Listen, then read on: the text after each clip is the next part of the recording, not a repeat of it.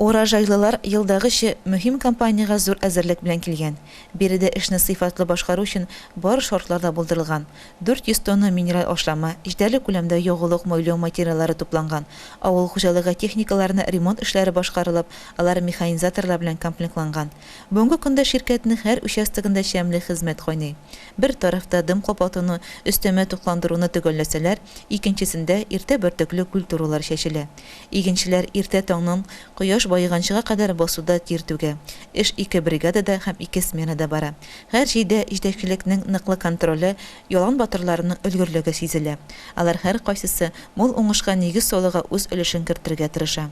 Баш икътисадчы Илдус Шәйхмуллин әйтүенчә, хуҗалыкның 5876 гектар сөренте җире бар. Шуның 3356 гектарын бөртеклеләр, 1320 гектарын мал азыгы культуралары биләячәк. Безнең хуҗалыкта 5879 гектар җиренте сөреләр исәпләнә.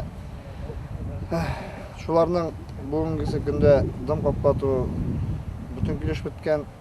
Бунага күп еллык үләннәрне, арышларны тырматып битердек. Өстәмә токтандырып. Бүгенге көндә әле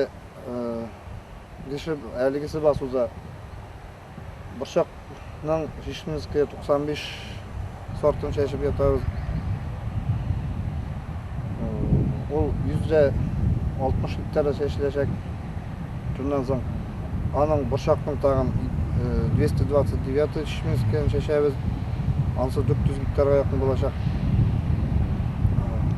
Шуннан механизаторларга килгәндә Закиров Илдар, Зарипов Илмир, Ташбатов Денис, Зарипов Азат чәчү агрегатларында зур тырышлык күрсәтәләр. Культиваторга килгәндә культиваторларда Гариев Рамил, Ким Эдуард, Муратов Идарис, Шангариев Анатолийлар, Фазлыев Денис бик зур өлгерлек күрсәтәләр. Алар сменасына 60-70 гектар җир күтәрәләр.